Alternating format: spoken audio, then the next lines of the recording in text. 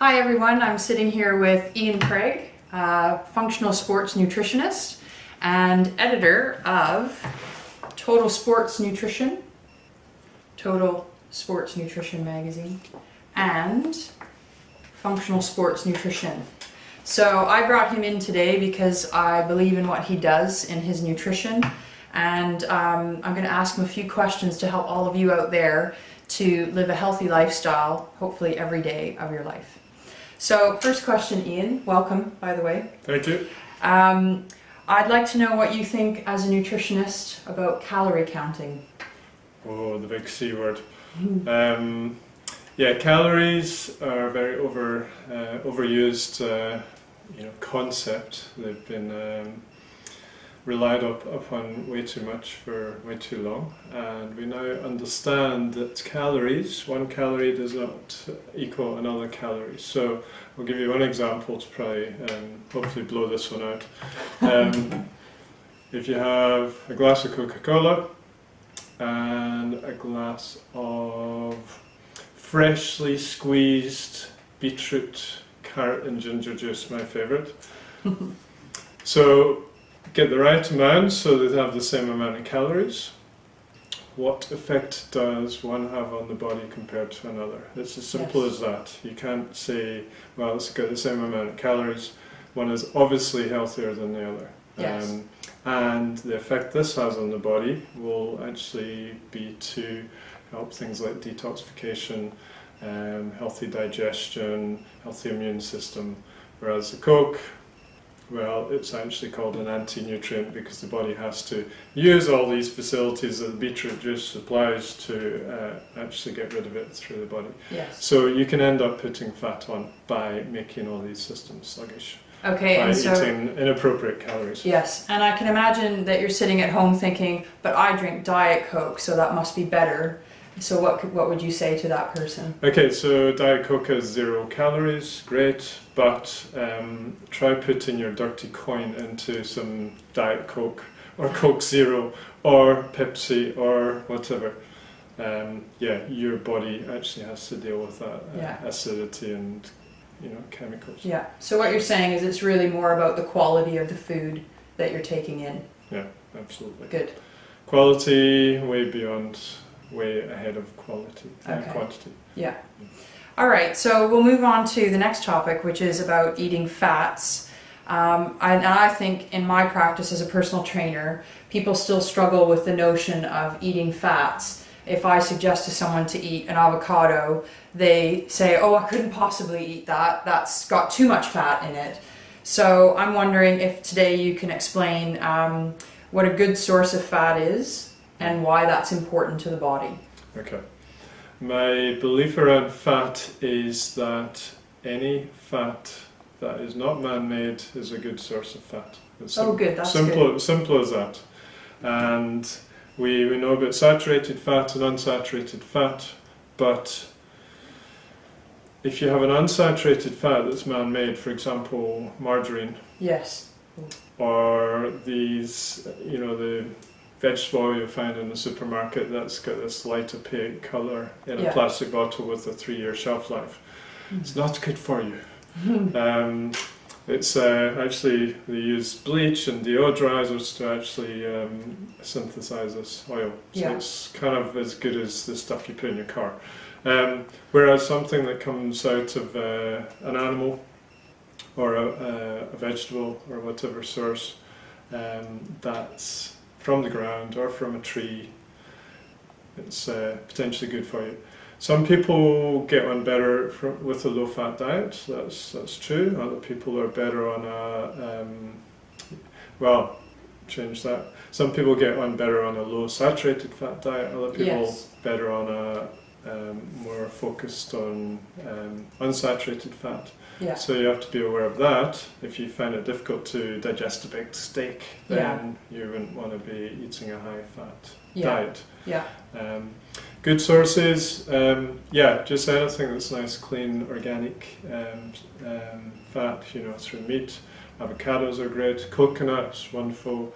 But then seeds and nuts and fish are the essential fats. So omega-3 and omega-6. Okay. which everyone's heard of. Yeah. And so, and my understanding from my educated perspective is that when you eat a good fat and take it in, it helps with the integrity of the cells, which then has a knock-on effect on so many other things like weight maintenance, obviously hair, skin and nails, that kind of thing. Is that correct? Yeah, yeah. Every single cell requires fat to make it, and it needs a mixture of saturated and unsaturated. Yes. If it's all liquid fat, the cells kind of pour away, so you need a mixture. Okay, so eating something like a bit of butter here and there is no problem? Yeah, okay. As long as you're not dairy intolerant, then that's absolutely fine.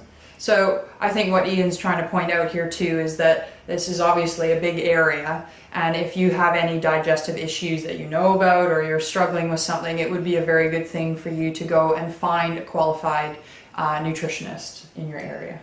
Would that be right? Sure, yes. Makes life a lot easier because it's a long education process. Yes, exactly.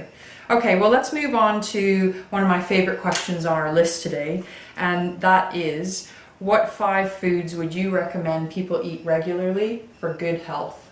Okay. Number 1, I would go protein. It's not really a food, but here's some food examples. Fish, meat, chicken, maybe some eggs. Protein is required, just like the fat discussion, protein is required for every system in the body, every hormone, every neurotransmitter. Has a base of protein.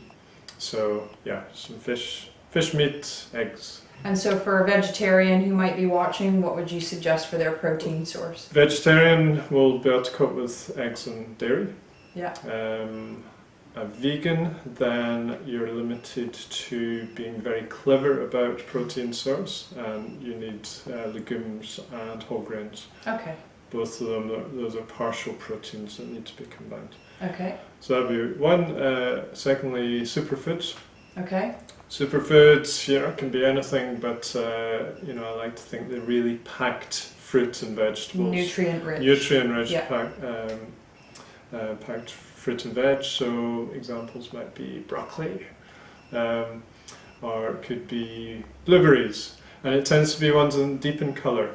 Deep in colour. Okay. So that's don't great. just go into a supermarket and pick up your iceberg lettuce and it's almost white. Look for really colourful leaves and so on. Okay. So colourful fruit and vegetables with variety, and essential fats, which I've already mentioned. So nuts, seeds, fish, or if you're vegan, krill oil is possible to get your omega-3s. Oh, good. Okay, that's a good tip. And a couple of others, both on the vegetable spectrum. Brassicas, which can fit in the superfood category. Brassicas are cruciferous vegetables. There's a category of vegetables, including broccoli, cauliflower, kale, what else? Swede is in there. I think that's about all.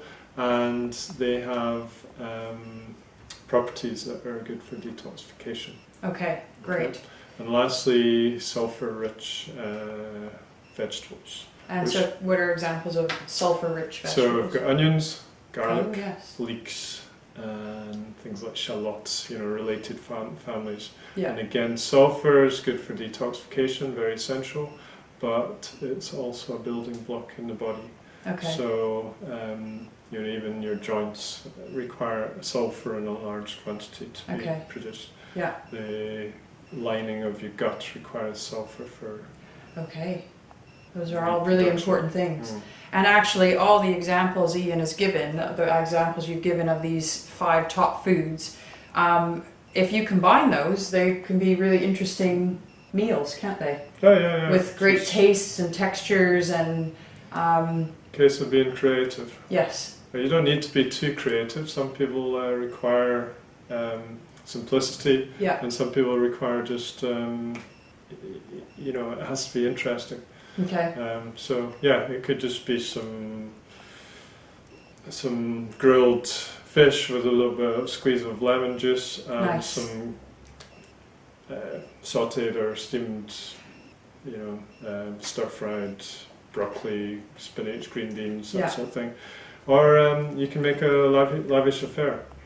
with lots of herbs. And herbs, they should probably be in that list as well. Herbs are not just these things you get in the little bottles. They have good properties, don't they? Herbs are things that actually grow in the wild, and yeah. you know, even rocket, which is used as a salad, you could also term as a herb. Okay. Coriander, parsley, ginger, garlic, turmeric. Great. You know, these are all herbs and spices that all have their individual health property. Okay, that's great. Thanks for all of those ideas.